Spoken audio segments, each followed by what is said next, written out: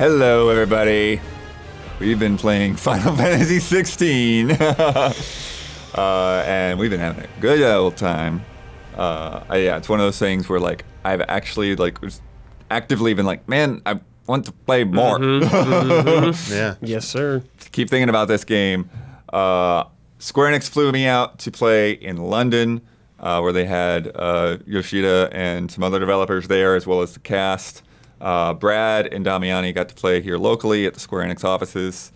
Got to play quite a bit, about 5 or 6 hours, depending on how long you take in it. 3 different sections, so there's kind of this prologue that goes into some of Clive's past, and then you kind of pick up the next couple of hours after that, where the game's really getting started in sort of the quote-unquote present day, and then we kind of skipped ahead to an open world kind of area. Some other things, there's housekeeping up at the top. One thing that was funny, Yoshida said, Zelda's coming out before the preview embargo, so please don't get so caught up in Zelda you forget about it. That's funny. That's pretty good. We are going to avoid the big spoilers, and we're going to avoid doing it as a beat-by-beat kind of thing, so that when you play it, it still feels new to you. But we are talking about a lot of big scenes and things that happen in the beginning of the game, so be aware. That's going to be in there. Also, keep in mind that this is still a demo version. It's still somewhat different than the final game in some ways. I don't know exactly what the differences are. That's why we had that little disclaimer at the top. Let's just, in general, talk about that opening sequence. The first 2-ish hours of this game is intense. Oh, yeah. That I got, once I got past that, there's a clear break point, and I'm like, I need to pause because everything that just went down is insane. Oh, yeah. This game has a good start. Yeah. It's really good. It moves at a good pace. Yeah. Yeah, once you get to the end of this, it's you just want to see more. Yeah. Yeah. Obviously, this is probably where it's the most RPG-like element is in its narrative and its storytelling. It does have a lot of cutscenes, a lot of dialogue. Yeah. We'll say that'd be the one thing that could be a turnoff for some people is that it's a very sort of linear sequence of events to follow. It's a little bit of gameplay, another cutscene, a little bit of gameplay, another cutscene. But I feel that sort of fits Final Fantasy traditionally. Even if I think back to Final Fantasy IV, it's you kind of get a lot of exposition before you're sort of unleashed.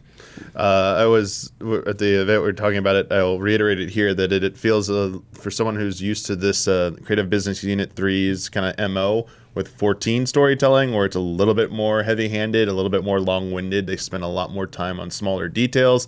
This felt a little bit, as you said, better paced. It felt had a little bit more brevity to it, even though it is, a decent amount of cutscenes establishing, the context, the stakes as well. But what I was hearing, what I was seeing, I really liked. Yeah.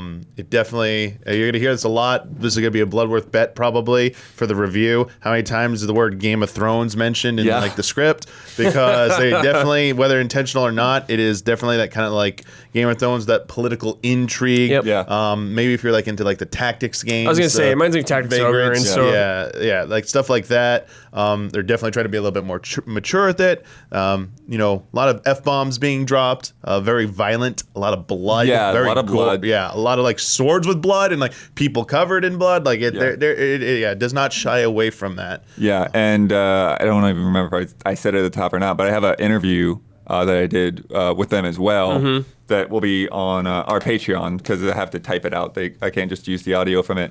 But they specifically did say that this is essentially a post Game of Thrones Final Fantasy. Yeah, definitely. They're going, where the market is going for fantasy right now, and so that's kind of one of the things that led those decisions.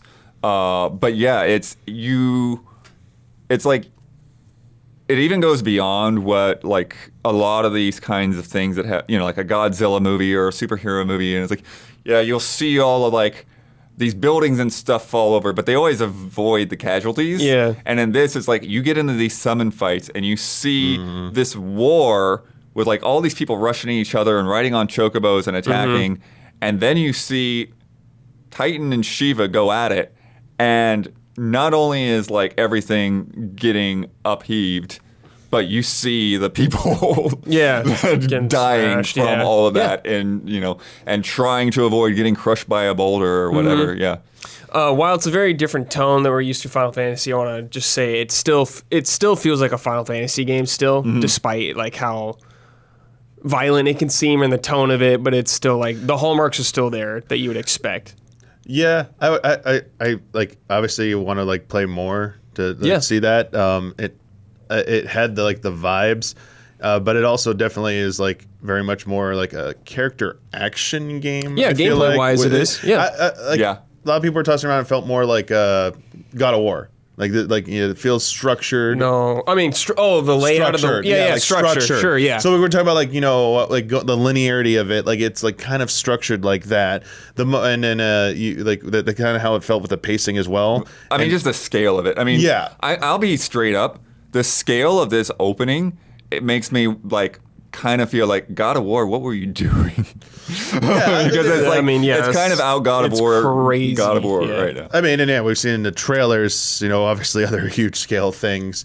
But yeah, like the for like people who again to speak to like the RPG things, the like there's there's gear and stuff like we'll get in all of that. Yeah. But like it felt very simple and very straightforward. It wasn't very like complex or comprehensive. No. It feels like the depth is in your skill tree, the skill points, like unlocking all the abilities, powering them up, getting new icon abilities, and then mixing and matching, which because you will get more. You can only equip 2 icon abilities for icon stance, and you get more than 2 abilities for them. So it's like, which do you want to use? Which do you want to like level up? And that's where some of the customization I think you're used to seeing, like where job variety, like there's like it's Clive. It's like the jobs are the icon stances. Like he's still like a sword wielder. He can use magic from a range, but like it's not like all of a sudden he's going to go from like white mage to like black mage or to a warrior or to a thief. Like that does not exist in this one. No. Whereas like and then the same thing with the party system. Like in other similar games like with 15, you had the boys and each of them kind of had a defined role a little bit, and that's not quite here either. While you do have the NPCs who join you in combat every now and then, it's mostly you. It's mostly you that's doing like the legwork, I feel like, and it definitely feels like a more straightforward character action game, and that obvious with the team that they brought on to do that battle system. It feels good. Yeah. It definitely feels good. It has tenets of Final Fantasy in it, but it is going to feel different, I think. Yeah, of course it's going to be different. Yeah, for veterans. But it's still a Final Fantasy game when you get into it. Deeper in a sec, but what I will say about that, again, there's like another bit from my interview, they were like, they didn't even let me get to that question. And I wasn't going to ask the question anyways because I figured they've been asked it 100 times about like why it's more combat. Yeah. And then their answer on that was like very simple. It's like, we're making a game that we want to play, and that was the reasoning for going that way. Is that they were really like just trying to get something that's not a feels surprise. like the kind of stuff that they're playing right now and what they wanted to be into, and that was why they went in that direction and then trying to make it as Final Fantasy as they could. Yeah, not shocking. Naoki is like given that answer, like not just for 16, multiple times. It's like one of his design philosophies is that he never wants to be caught becoming stale or outdated. They want to look at like current trends and not necessarily like imitate them, and make sure that what they're designing is for what people actually want to play, and that it's like fun to play, that you want to play it. But yeah, just to kind of wrap up the opening section, the thing is I think it's really good because it has a little bit of everything that you're gonna get into. Yeah, it gives you a little taste of everything. Because it's like you get a little bit of combat, you get a good chunk of story to really connect you to these characters in ways that I wasn't sure that I was going to. Right, like when I just saw the character designs, it's like I always just kind of felt like they just look kind of like people. There's like general people or whatever, but like in just these first couple of hours, they're like, okay, I really care about Clive and his connection to his family and to some of these other people that you meet, and Torgal is in there even. And then you get a nice taste of combat in a good combat tutorial. You get a nice taste of a first summon fight. And that's the first thing, like the next thing to get into. This Phoenix versus Ifrit, who's not named yet, the Icon of Fire. Yep. But you're playing as Phoenix. Yeah. In this point, Yeah, it's like kind a, of like a Panzer Dragoon saga, Yeah. or Panzer Dragoon section or something like that. You're just kind of aiming like, it's very chaotic going around you. It's very like, it's a big spectacle, but like what you're doing is very simple. Yeah. As the Phoenix, you're just kind of highlighting yeah, you're just like and just pointing pushing, cursor and like shooting at attacking, and then dodging occasionally like that. But it looks very, very pretty when you're doing it all. Yeah. We also talked about with like a few others who were playing with us, though. It did feel like it went on for a little while. Yeah. So I and I had think this so. concern when they showed it in the trailer. Because when they showed this part in the trailer, they let it play out for a long time in that trailer. I'm like, ooh, how long is this segment going to go? And I don't know if it was you or someone else there also made the point that like it also didn't help that you technically play that segment twice, part of that segment twice. Sure, yeah. So it's like you're revisiting a part you already played, and it's like, oh yeah, like is this... They evolve the mechanic a little bit, but at the same time, but also this is the starting one. Right. And while this wasn't in this demo, I got to play a little bit of the last demo that Brad played. Like that, I didn't get to the icon, what you described, but even just like the lead up to that, way more intense. And the things we see in the trailer look like, let's get the most basic one out of the way. Yeah, I could say nice as someone tutorial. who played the other one, this was definitely way more basic than that one. Yeah. There's also, because I think mechanically it's a little bit lacking, but at the same time, you are at the beginning of the game, and while we won't say what's happening, there is a lot of story and dialogue going on, and there is also just the intensity of, the scale of it again. It's like you've got this freaking recreation of Gandalf and the Balrog falling down. Pretty much. And then smashing this huge underground city and everything, and it's pretty crazy. Yeah, it's fun to watch. But I do think it's probably the simplest of them. Yeah, hopefully. definitely. But hopefully it gets better from there. I'll take this spot to shout out the music. Oh, there you go. Holy there you go. crap. Blood. The prelude that's going on in that opening battle with the Shiva Titan fight and stuff. It's like, and then the prelude again on the world map sounds really good. Yeah. Oh, the combat music, dude. I took a good time just like listening on the headphones. I was like, I'm just gonna stay here for a second. Listen to this. When I think it's when you do the tutorial fight, they have like this like male chorus doing the victory theme. Sounds good. There's when you're in the beginning with your family and stuff, you have like this adopted sister Jill, and there's like a nice beautiful piano piece there. But the one that made me stand up and look around the room for just anybody to acknowledge, there is a portion later on in this forest called the Great Wood. Yep.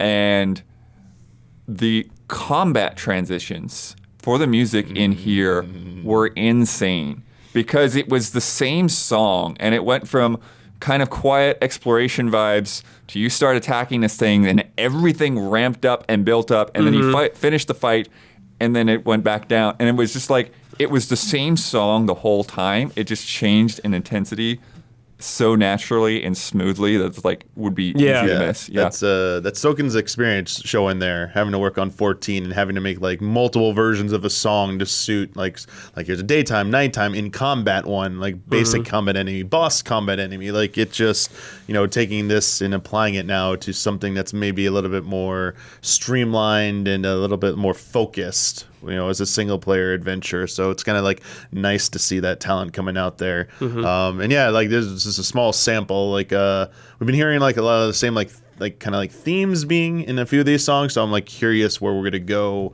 in the later seconds. But yeah, that was like Brad was there like title screen. I'm like, I was listening to. I'm like, yeah, this is such a 14 title screen thing, but it's so good. I was like,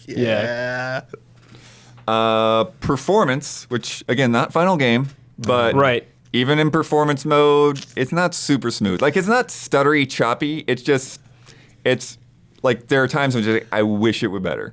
It's not 60. It definitely prioritizes when you're in combat, which is good. It does. So It does that at beef up when least you're in is when combat. you're actually doing the heavy lifting combat. It's not really an issue. The exception I would say is like during that same opening Phoenix, the Phoenix versus Freet fight. There's sometimes when the pillars would be like smashed over your head, it would dip pretty. It was pretty obvious it was dipping the frame rate there. But like just in basic combat, it was never doing that. It was, but exploring some of the zones, it felt like it was just going to 30 or something. Like particularly at times, the force zone, the force, exactly, and the force open zone. world kind of spot. Well, even in the hideaway, the town, like I felt like it's like, oh man, I would be able to appreciate this a little bit better if it was like locked 60. Yeah. Obviously, there's 2 months till this game comes out, and we're probably playing on a build that's several weeks old. I was gonna say, playing that first demo, Brad, or whatever. I noticed a dip in quality in that one. I was gonna say this one was that more build you improved. were playing of that, it looked like the same one I played. Yeah. Technically. So this current one we got to play, the newest stuff, looked improved even from that one. So that looks like they're in the You know, the game's like done, we go whatever. Like it does look like at a certain point earlier this year they were probably going into the polishing phase, and like this is just not the final version of the game. Yeah, that we and I have think our hands on. ordinarily I probably wouldn't bring it up so much, except it was just like because I had selected performance mode, I was a little surprised that like it wasn't running better than it was. Yeah, I thought I accidentally toggled it to fidelity or graphic mode at one point. I'm like, did I change it? I was like, oh, it did not. I was like, oh, that's okay, totally fair. Worth bringing up. Absolutely. And then when we did the last section, I don't know what mode it was in because they changed save files. So what section did you do? Oh, that was in performance mode. Was it? Okay. Yeah, I double checked We're like my they were told settings like there, don't look at any menus, don't look at the map. Oh, yeah. well, they told us not to go to a certain menu, so I just still went to settings on mine, was able to like check all that. Okay. But I think they defaulted to performance for that area. Got it. Which wasn't up to snuff in its current state, I would say. Yeah. For performance mode. Yeah. I think to me is like I hope it gets better, but I wouldn't be too worried because of the scale. But I do hope it gets better, and it also, because one thing to point out is not necessarily a disappointment, because obviously I haven't seen every environment in the game, but even the open environment area didn't feel gargantuan. Right. It felt like decently, like it felt okay. Yeah, but it wasn't like massive. It wasn't anything like I was like like any of the like trailer shots made me think how big it might be. It was not nearly. Yeah, that big. I think that might have been maybe a smaller one because we've seen them ride chocobos around and stuff like that. So yeah, that's what I think. I think we were in like a marsh kind of like wetlands thing, almost like that. Yeah. Mm-hmm. Can't swim. Tried, just letting you know. Yeah. I was going to get to that later, but yeah. I was like, certain depths of water is just like a wall. I was so ready, like, oh yeah, I gotta go. My swimming animation, like, can't swim. Okay, can't do it. Okay, I see. But I mean, at the same time, I kind of say that makes sense when you're in armor. But yeah, you probably sink to the bottom. It's not a with deal breaker. That sword for me, alone, saying. would probably sink. it just to it the was such a bottom. harsh like no, like Yeah. this is a wall. Yeah. One of the things I love, absolutely, things that's gonna get copied should be copied. Everybody copy it, please. Active time lore. Yes. Oh, yeah. So cool. Holy crap. Yeah. So what this is at any point in the game, including any cutscene, you hit that touchpad and it'll bring up like between 6 to 8 different topics of things that are going on in that scene. So like you've got a couple of characters there, you've got maybe the region of the place that you're in, maybe if conversation is involving dominance and icons, they might have a thing about dominance and icons, and you can just like quickly tap in, click onto these things, remind yourself who this person was or what's going on, which is great if you like take a couple weeks off and come back to the game. Yeah. And like, I don't know what this was. And the other thing I really, really appreciate is these tips, these little lore bits, they're very brief. And they tell you exactly what you need to know in that moment. Yeah. So rather than having to like scroll through like this long page of stuff, there's just like a paragraph, maybe 2 paragraphs. Yeah, that's super important, I think, for a game. You don't want to, especially at a moment like that, you don't necessarily want to read like 4 pages of something. Yeah. I think Blood, I thought it was a really cool addition. And when I saw that Blood, what I thought of immediately is I was like, oh boy, Kingdom Hearts could sure use this. Yeah. Kingdom Hearts, bring it to TV Whatever somehow. for I don't, this- it's like. It was really cool. It's it's something I think they've had experience. This team has had experience with 14. Christopher Michael Koji Fox, working on with writing with this game as well. Kind of a lore master for like 14 and 11 as well. Understanding that they value lore and want people to know what's going on, and that everyone has like different ways they can consume that. They've been adding stuff like that into 14 for a while now, like probably like the last year to like kind of make it easy, like lexicons and like just like things you can dive into if you want to get more of that information as you play a quest. It will start unlocking that stuff and it fills in. You can do it. So this is an even more streamlined, succinct version. I think it's not overwhelming. It wasn't like overbearing either. So I think this was like the kind of like a nice refined version of that. And I think that's the thing that was most impressive to me about it is that it was just like, here is what you need to know and not a whole lot else. Yeah.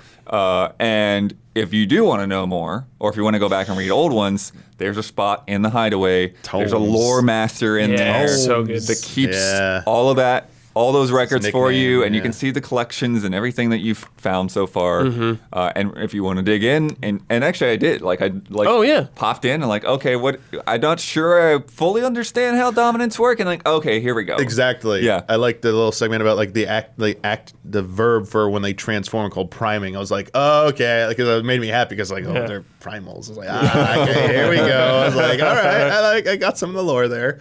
But yeah, just like explaining how it worked and stuff was just nice to have access to that. Really good stuff. Yeah. Characters. Not even just specific characters, but I think the costuming in this was really impressive to me as well.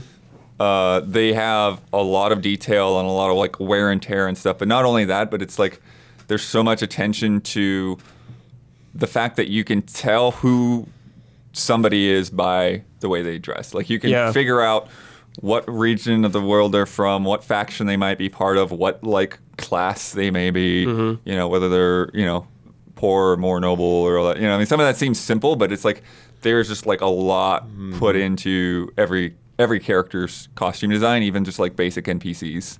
Yeah, I think they did a pretty good job at that. The falling into the trope of like NPCs start to look too generic, especially when you get larger crowds and like in the beginning of the flashback, you do have like some of the soldiers, the shields as they're called, watching a skirmish going on, a duel, and you see them and like they all look pretty distinct. And later on when like some of them might be like fighting with you, you've seen them in the trailer footage as well.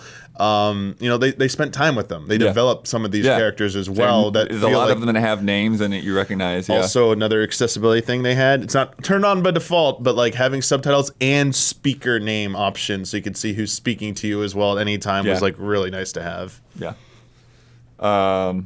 Clive himself is really cool. Just to go a little bit into his story, it's like he was expected to be the dominant for the Phoenix, and for whatever reason, he was passed by, and then it ended up being his younger brother Joshua that got it. And so there's like this interesting, conflict there to where it's like for his mother, like he's a disappointment. You know, and like he's just trying to prove himself to his mother. And even, and Joshua is like, this is unfair. It should go to you. And then like he's trying to teach. He's like, well, we don't get to pick our place in life. And like you got to try to do our duty. I really liked the relationship between Joshua and Clive. Yeah. These two siblings, and they're like kind of the opposites of each other in the sense of like Joshua is the chosen one or whatever. He hosts the Phoenix, but Clive is so much more strong. Joshua's kind of like weak, I would say, and like kind of sick, they say a lot of times throughout the game. So him like encouraging Joshua to be a leader and all that stuff, but then Joshua always helping out Clive too, talking to him about his struggles like that, because he knows like how their mother looks at Clive and all that stuff. So I appreciated that, and I love their dad too. I love the dad. The dad. His dad is so good. That was really good. Like the moments, with like Clive going like. Him meeting him in the throne room to have like a discussion and then like making like the offhand remarks to him about like I can speak frankly, and like he tells him, I love that to see the presentable side versus the private side. And it's not like doesn't feel like half-assed or like written by someone who doesn't really know what they're like. It just feels fake. It felt a little bit more natural. So that's kind of like the experience showing there. And, as you said, Brad, like, it made those character relationships feel, much stronger. Yeah. In the short amount of time you just you get so attached to these characters so quickly. Yeah, I'll say this much because I don't want to say too much, but like I have no idea if you ever go back to a flashback part, but I was expecting this segment to be way longer. Oh, sure. And it was like, wow, is that all we're gonna do? Like, wow. But as you said in the beginning, so much went down and so much character development happens, and it's like that's just a small segment. I was like, holy crap, like Yeah, it's impressive. Yeah. Well, and then you wanted to talk about too. Also, in this opening, we get a little bit of a cutaway to what is his name? The Titans dominant and Benedicta. Yeah. And like they're from different allied nations, but like they've got a thing going on. Yeah. The like kind of like the war room scene where the king of one country, I don't remember names just yet for the countries, Sure. but like we don't have active time lore on YouTube right now. I'm sorry. Yeah, so they brought another king in to ask for their assistance against an invading army, and will they help? And they're like kind of like talking it out, and then they're like, they kind of like get down to the brass tacks, like, you have a dominant, you haven't even sent them out on the field, so why would we help you just yet? And also like you talked about collateral damage of like how insane these like fights are when the dominants become the icons. Like the other king is like, I'm worried about my soldiers when he turns into Titan and he goes on the field. Like, what becomes of my soldiers then when his like wrath's unleashed? So it's like like they're accounting for this realistic stuff. And then yes, like it seems like very formal, very Kupka is his name. Thank you. Kupka? And then like afterwards he just storms out. He like intimidates his king, or it's not the king, but it's like the representative for the court. Yeah. He like intimidates him by like taking a cigar and like putting on his drink. He like walks away like down, this ends now. And then like he's all this like this guy's a badass. And then like Benedicta chases him and like they have like this like romance scene. It's like, oh damn, like they're like, Titan and it's like Garuda, Titan right? and Garuda getting together here. It's like, oh wow, Yeah. interesting. Well, that's one of the things that they explore too, is just how different countries deal with dominance. Yeah. Some people, it's very much like a part of the royal succession. Other people, they're treated terribly. Warriors. Other people are like slaves. They're Yeah. like cursed. There's a lot of cool stuff with that. Some smaller side characters, Sir Wade and Sir Tyler. Yep. Accompany you on this You mission. thought they're gonna be Biggs and Wedge. I did too. Yeah. I was like, oh, these guys gonna be Biggs and Wedge. But it's like, even though you don't control them, it really gave you that party member vibe. Yeah. You totally get that still. Yeah. And and I really like that they have like Final Fantasy VI looking sprites for each one of them in the menu. Very cool. It's very I love nice. that. And when it came to combat, I was saying earlier how like you can't, they don't do like a majority of the legwork, but they are doing stuff. Yeah. So like, when you're surrounded by a lot of enemies, right? They are like, you'll turn to taking take one of them, like they're pretty much like, I felt like they're always like a half health or less that their opponent. It's like, oh yeah, I can just come over and team up and we'll finish this. I saw Torgal take out some guys on his own. I was like, ooh, good boy. Torgal yet. Yeah. Sid and Goots. Goots, the most Michael Huber character ever. Huber's gonna love this guy. Goots is gigantic. The Jolly He's the Giant. Hodor of this universe. Yeah, because there's a point where he's like carrying somebody on his, like a little chair on his back or whatever.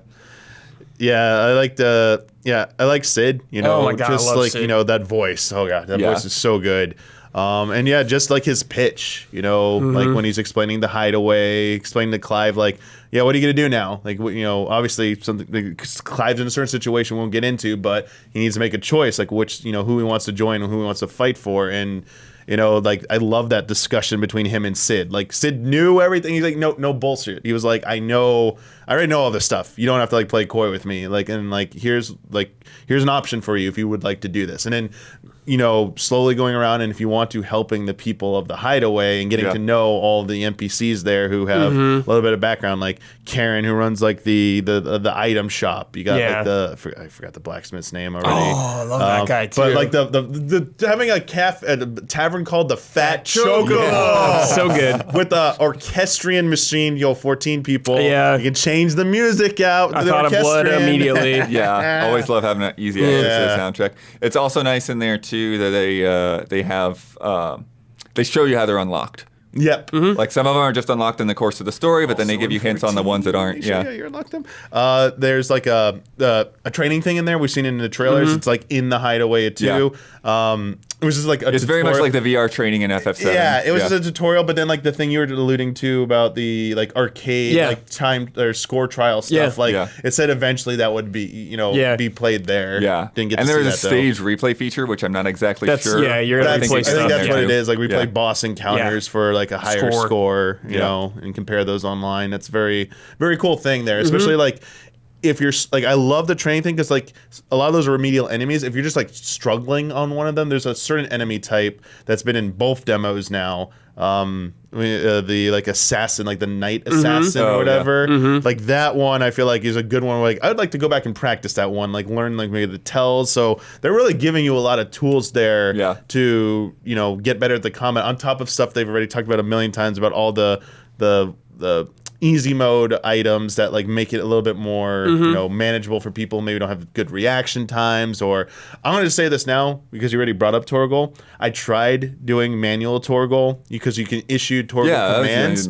I got really tired of it. Like it felt like because he still does a lot on his own. Like he'll heal on his own. Well, and stuff. Yeah, he will. Yeah, he does, but like if you keep tapping like up for like it's as sick as his attack, he'll manually keep attacking. Like he won't just keep auto attacking that fast, but you can make him attack faster. And I was like, then you equip the thing like he does it. He's more aggressive than the default one. So like I'm 100% using that thing because it's on the left side, and then you're trying to play on the right side with Clive. I'm like, this is not working for me. So I don't really like. Yeah, I wasn't trying to just like constantly control it. But like if I needed, we haven't even gotten to combat yet, but we're kind of jumping over. But like, if I needed to do like, cause basically, I call the alley oop.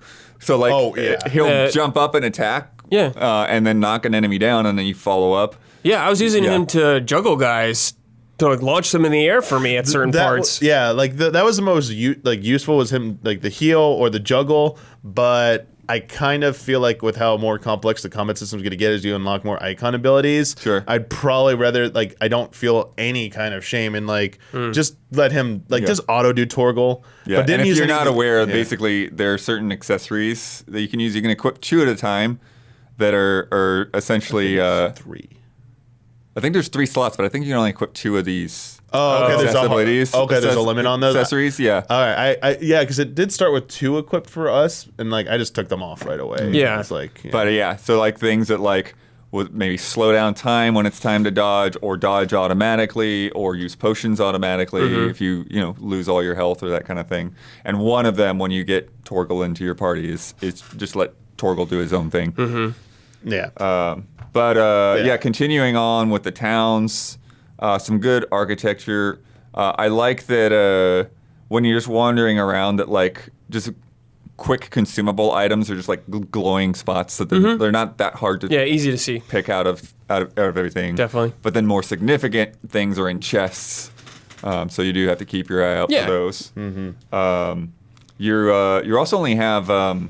It seems like you only get like 5 of any given item. For now, it seems like. Yeah, unless there's like something to like increase a pouch or something. Yeah, my maybe guess later is on. it probably comes later on because it like auto uses it if you like if it just can't do anything with it. Yeah, I like that too. That like if you're full and you pick up a potion, then it'll just use the potion. Yeah.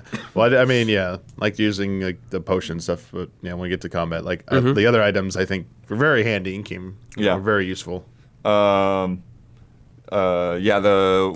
you're in the training area, there's like spots where you can like wander around and like listen to the soldiers chatting in the chocobo stables. And has the little on-screen dialogue bubbles too. You can track of it on the right-hand side. I was like, oh yeah.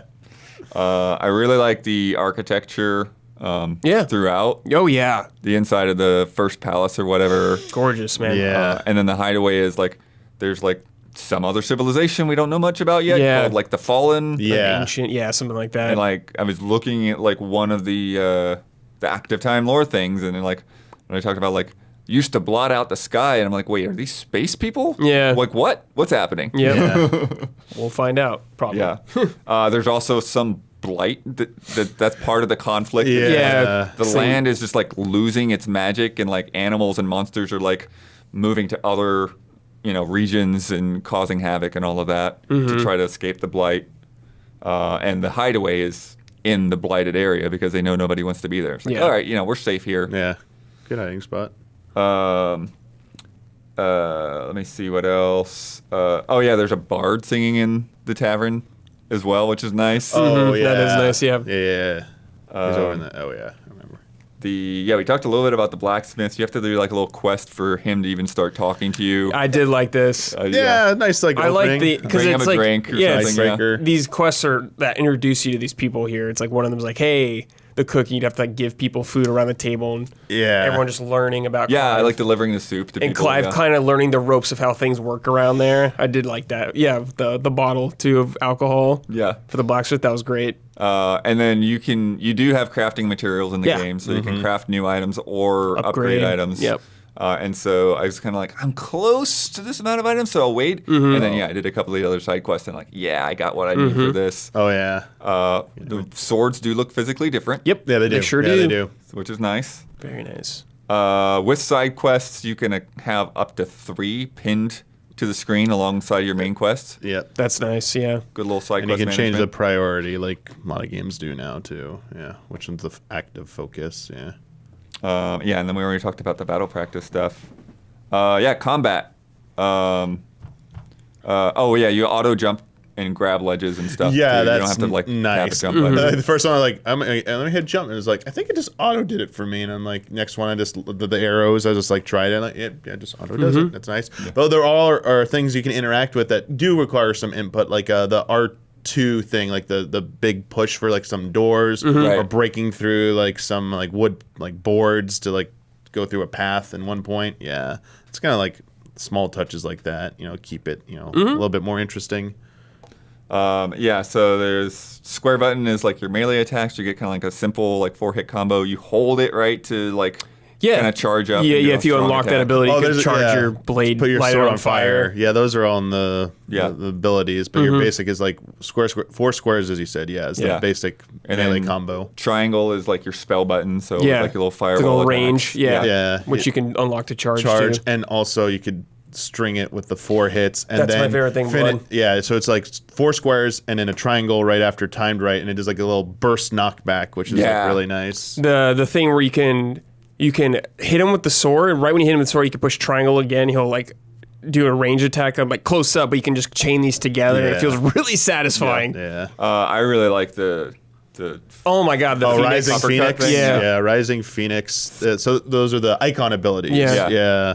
And you get seemed like in the demo we had, you had like 3 per icon. So, you had points, whatever skill points, whatever they're called, to unlock stuff. But it was enough to like. I think there's like 4 in total for each one. It looked like, or 5. I don't know. Yeah, you can't have all of them. Yeah, but you can only have, as I said earlier, you can only have 2. So like the ones we had access to were the uppercut.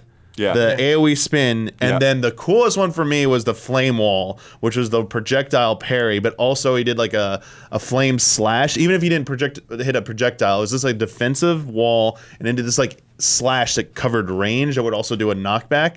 But there was like 2 fights in particular where, like an early fight in the swamp area, a goblin was like shooting like spells at you. If you use it at the same time, like the visual cue that it did it right, like the screen became engulfed in flames, which was sick, and like the enemy just was like flat on their ass afterwards. Like, yo, this is like pretty cool. Yeah, I like you can knock enemies over, then like do a big damage move on them.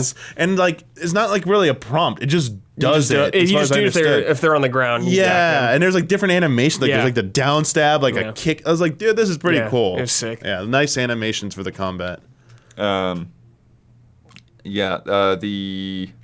There's something I was going to say before. Oh, yeah, you have the R1 to evade. Yep. The L1 is your lock on. Yep. The one thing that I'm still not comfortable with is like swapping between lock on different enemies. Yeah, they don't. It's they like don't have tab targeting. Right. You have to like break lock and then select another one. Yeah, There's no like there's no cycle. Right for the next guy. Yeah, it's not even like they didn't even like literally like because the D-pad's already being used. So I think and like every other button's being used. So I think they couldn't think of like it was just they couldn't do a shortcut to let you do that. I agree. I changed it to a toggle instead of hold, and I kind of like that. I would just like focus on. There is an option to auto target another one right away when when you can't. So like it'll just face you. Sorry, it'll just face you towards the next enemy, and then you can lock on that way. It's auto face towards the next enemy, but like it won't auto lock. Sorry. Yeah. So like there are some things, and I wonder if like maybe that will like be changed if enough people like have trouble with that. Yeah. But yeah, that was something I noticed too. Blood is that I was like I kind of wish you could cycle through enemies a little bit faster, more easily. I didn't lock on to anybody actually the entire time. Yeah. Well, that's the thing. What I'm saying is like I didn't really towards feel enemies the like need you to that often. you attack them pretty. Yeah. You don't have simply. to. Yeah, you don't have But to, like but if it's you're trying to focus on somebody with the lock on, it's a little harder to switch between who you want to lock onto, or even to like know that like, oh, this is the one I thought I was going to lock onto. And like I sometimes I would like lock on to something else that I didn't realize.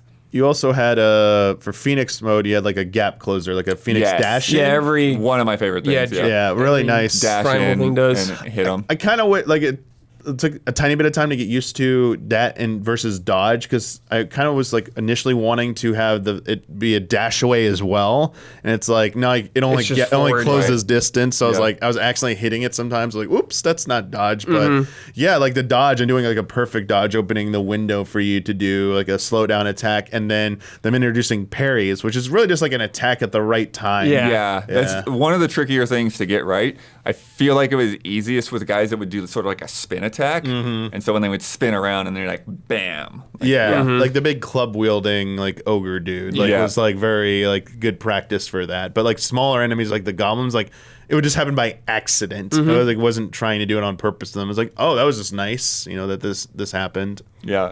The other thing that ends up on the circle, like when you switch icons, Garuda, rather than the dash, Garuda has like a grapple to pull towards you. So that's really cool because they're like aerial enemies that like are annoying to get.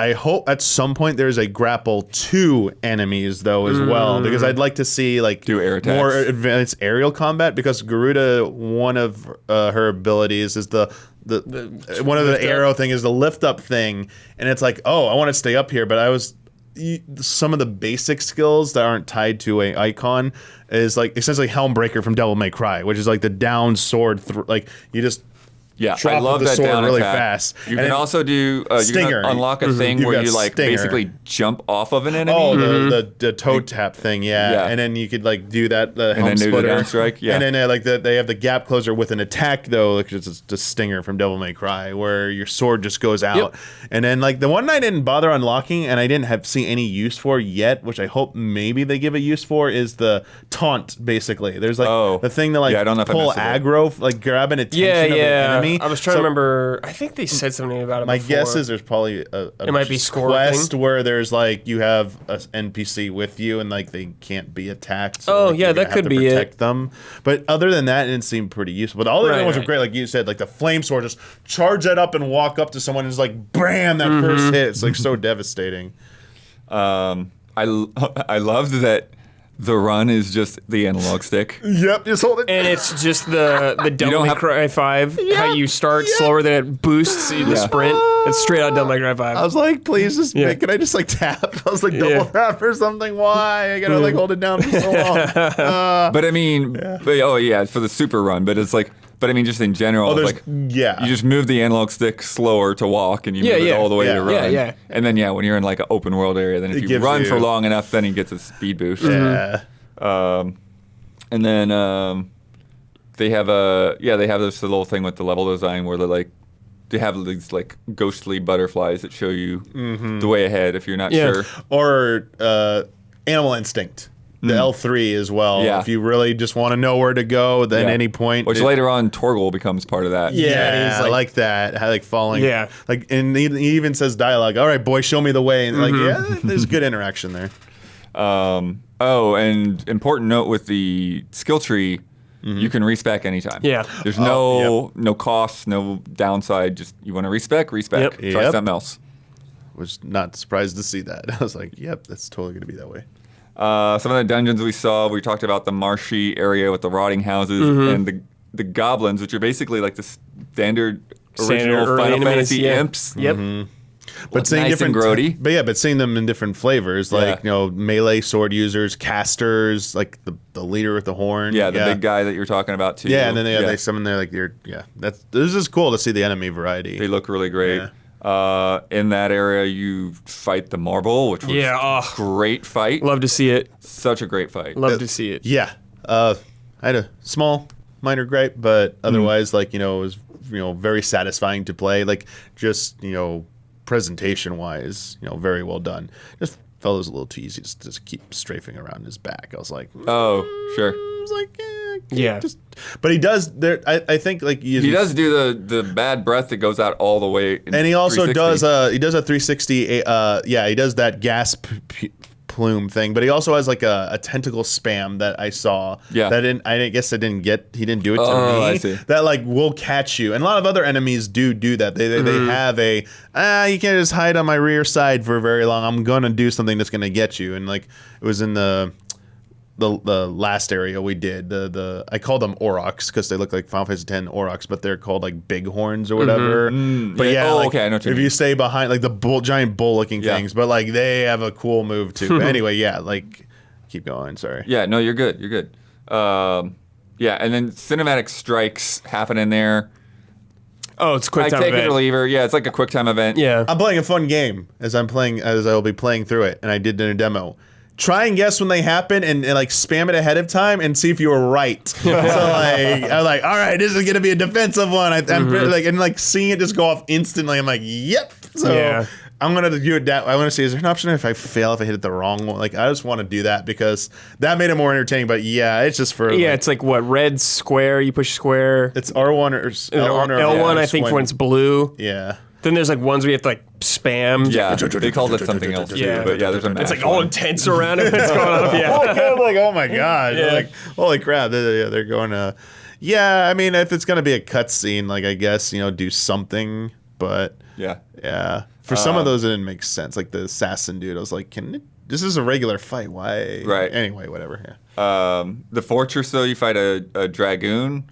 Dude, Which is nice for them to do Yes. the jump Dragoon. attacks. Yeah. Oh Yes. man, his appearance. Okay, I won't say how it happened, but like I was like, yes. Like when he It was showed good. up, I was like, it was yeah, very Dragoon. yeah. Yeah, I think that's one of the places where like figuring out the parry on that was really satisfying. That was like it was that battle. Like everything was clicking at the point for me. It made me feel like that was probably like the highest point for me. Was like that after that fight. I was like, dude, I feel like really good about this. Yeah. Yeah. Because it's like you're seeing something that is like feels very Final Fantasy and fits into this new combat style. It was also like the speed of it because they do multiple attacks in succession and not like just the spinning club thing or from earlier or from a different part, which is like a little bit easier, but like doing multiple types of attacks, which can be perfect dodge. And then you get one perfect like counter attack in, but you can't spam it because like you got to get ready to dodge it. Like the successive stuff like that you see in character action games is like this more like I want more of these fights. I can't wait to have more of these types of fights. They're really good. Later on in the forest, Fafnir, this big spiky lizard. Yeah, Fafnir. Lots That was of cool. Lots of great attacks there. Yeah. There's somewhere it kind of like starts to roll over on you. Yeah. And then there's other parts where it like basically becomes Sonic the Hedgehog. rolling Does a spin around. dash around the arena. Yep. I was like, Godskin, dude. that's pretty cool. Rolling, yeah, that was Keep cool. rolling and stuff. That was that fight in particular. There's that one and another one where I first started like using pre-planned to use like the stone skin tonic to go defense. Yeah. The other thing we haven't talked about real quick is like kind of like the stagger meter. Right, on right. enemies. Yeah, I didn't talk about that. Especially on like these more boss-like encounters. So they give the first break and then they give the second break where they're completely down and just like the multiplier in damage. And so like you do have, you want to maybe save some of your most powerful attacks that are on cooldown, your icon abilities to stack into that, the damage meter multiplier. But saving like, you had like an offensive potion that gave you like a damage boost for 60 seconds. It's like, all right, I'm gonna pop that now, and it's like doing it, like, it was like, oh man, does like, so they definitely like are going for a little bit more like depth there, which is kind of like nice. And it does feel like a bit of a battle to break some, like Fafnir specifically was a bit of a pain. So getting that like first stagger break felt very good. I was like, I can't waste this opportunity. I got to get in there. I actually like that it showed your number, how much you did damage in that break phase, because then I was like, oh, I'm gonna try to beat that next time. I was getting that arcade thing in my brain kicked in. And actually, I think it does a good balance with the number stuff, because it's like a lot of times I don't really care for a lot of numbers, but this doesn't feel like just constant small numbers popping up. It's like when the numbers are there, they do feel sort of digestible. Yeah, I only actively noticed numbers during that sequence, and I'm like, okay, that feels appropriate. And then like it ends, I'm like, all right, back to doing this. Yeah. And then we talked a bit about the Three Reeds area, the kind of open world space, and it's like, and yeah, like I was kind of at the end of the day at that point, and towards like I was playing it, but then I was also noticing like people starting to pack up TVs, like there at the end of my day. But it was cool, and you do get to play with Jill doing ice magic and stuff like that, and like. Between that and like having the Garuda abilities, and just having a more open space to explore, because I do feel like the forest was a little bit more maze-like, but there are still parts where it's like this is pretty funneled in, so it's nice to see these more open spots. Yeah, for sure. Even though, like we said, like the rivers are just like straight up walls in parts. But like I wandered around, I found like a bandit shack and got found a treasure some items. chest. It honestly felt like a Final Fantasy X type environment. Yeah. Where a little bigger, obviously, than that, but it was more structured like that, where there are some like opportunities to go off the path, but you're kind of are being funneled in a direction. There was a side quest out there, but we weren't allowed to interact with it. Like I would say, like between Final Fantasy X and like the more recent Tales game, like environment mats, it's like a cross between that. Yeah. Nice. Yeah, I think that's it for the stuff I wanted to hit. I don't know if there's anything else you want to get to before we wrap it up. Yeah, we talked about music, points. Like, yeah, just to reiterate that, like was very happy with what I got to play with the combat system specifically. And it seems like from what we played in terms of like pacing, there won't be a problem of gatekeeping where you're just like stuck with like the same abilities for way too long. Like you're not gaining new things. You're not like, the different icons. Obviously they've shown there's a lot of different icons in the game, so you're going to be getting a lot of different powers you can switch between. Especially when I got a chance to play the older demo and had access to 3 different icons at once. Like having the ability, like the Titan ability is like was just so different than any of the previous 2. Just like it was like the wheel thing where you're trying to line it, and like how much you're rewarded for doing. It's a long wind up, so you're very vulnerable, but you get that off. Like for stagger, it just destroys their stagger meter. I was like, oh my gosh, this is like very useful. I was like, I think it's really going to lend itself to a lot of like varied play styles to tackle different bosses and enemies. Yeah, that's what they said they wanted to do. They wanted like their play test. They wanted like players to latch on to specific play styles. They want everything to be balanced, because they're saying like a lot of people in their tests were completely different. Every one of them would pick a different one they favored. Yeah, I mean, we won't say there was another boss-like fight we got to do, and it was probably the most elaborate in terms of mechanics. It was a dance between like doing like the traditional like melee dodges versus like a lot of AoE telegraphed AoE attacks, which was really nice. Yeah, basically, you fight against an ice user with a lot of ice. And it was like it was literally like probably for me was the one where I got damaged the most because they had the most variety of attacks. Like, and I was like, whoa. Well, other than fighting Garuda in the older demo, that was like amazing. Like that had a lot of stuff. This was like the sampler of that. And then seeing what it could be with like the Garuda fight, I'm like, dang. And like from the trailers, you clearly fight like Titan at one point. So I was like, okay, these are going to be freaking insane how these fights go. And like, they feel like a struggle. But you feel like you're learning from them because they do have, a set of moves that you have like their patterns, like specifically the Garuda sisters, man, like being double teamed in the older demo, like that was the natural reaction is like, I'm going to be overwhelmed and stuff, but it's like they give you clues and they kind of like alternate. And like, if you just calm down and pay attention, it's like really nice and fairly, I feel, telegraphed. But the one we're talking about, like the one fight we got to play in the new demo, there was like one small attack that was like a little difficult to read, but like I kind of like that because I feel like when I go back and do it again when we play the final version, I'm gonna look specifically at that part because I get a second chance to do it. I'm like, I want to see if I get better at this because I like that it's kind of like it's not afraid to like push back. Yeah. Well, I think that too, like we were talking about with the parries, it's like it's not 100% like clear when to do it, but it's part of the learning process. You know? I think it's you're gonna learn. You don't want to hit it 100% of the time. And the last thing to say, sorry, the real big thing I want to say about that fight as well is it made me play differently than I'd been playing up to that point in the game.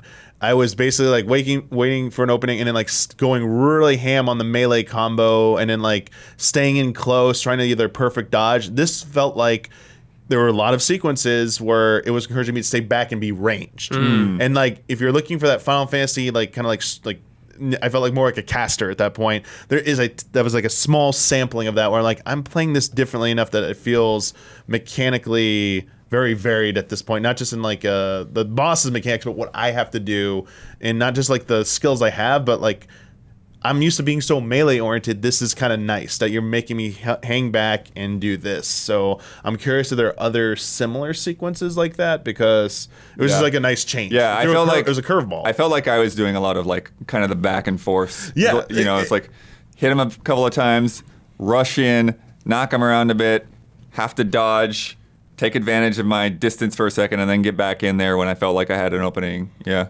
Whereas like Fafnir, I definitely stayed very close range. Like I was like, you know, big wind up. So it's like, all right, it was either like successful dodge or you trigger that parry, which was like so good because sometimes he did like that double roll and you can get like 2 quick hits. And the parry counterattacks definitely reward you, like I think like more staggered meter break, which is so yeah, the learning to play, you don't have to play it correctly per se, but when you start to click with all those like dodge and parry mechanics and they just break things so fast, you'll like just see like it's very rewarding. It's very satisfying.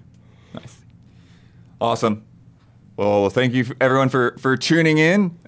We are Easy Allies, and if you like this preview and you like checking out our game coverage, please consider checking out patreon.com/easyallies. We are funded by our viewers. We are an independent media company, and there's lots of different rewards and stuff there. And keep an eye out for more previews in our eventual Final Fantasy XVI review and more fun stuff that we'll do with the game. Thank you.